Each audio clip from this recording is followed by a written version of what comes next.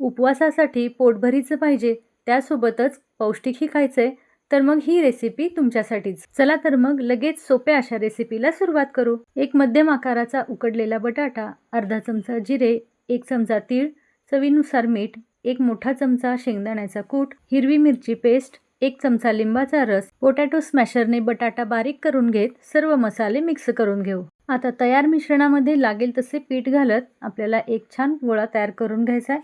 इथे मी राजगिऱ्याचं पीठ घेतलं आहे. पाण्याचा अजिबात वापर न करता आपल्याला ही कणिक तयार करून घ्यायची. इथे मध्यम आकाराचा बटाटा होता, त्यासाठी मी 1 वाटी पीठ घेतलं होतं. त्यातील 1 चमचा पीठ शिल्लक राहिले. 1 ते 2 चमचे तेल घालून पुन्हा एकदा कणिक मळून घेतली आणि 10 मिनिटासाठी झाकून ठेवली होती. आता यानंतर आपल्याला अगदी याचे छोट्या आकाराचे पराठे लाटून घ्यायचे. लाटत असताना राजगिरा पिठामुळे याच्या कडा अशा चिरल्यासारख्या होतात. तर तुम्हाला आवडत असेल तर तुम्ही यामध्ये 2 ते 3 चमचे साबुदाण्याचं पीठ सुद्धा घालू शकता. साबुदाण्यामुळे अशा कडा चिरल्या जात नाहीत आणि पराठा एकसारखा लाटला जाईल. पचायला हलका तरीही पौष्टिक असा हा पराठा इतर वेळी सुद्धा तुम्ही खाऊ शकता. तसेच मुलांच्या टिफिनसाठी सुद्धा हा अगदी पोटभरीचा नाश्ता आहे. दोन्ही बाजूंनी तूप लावून मध्यम आचेवरती खरपूस असा हा पराठा मी भाजून घेतलाय.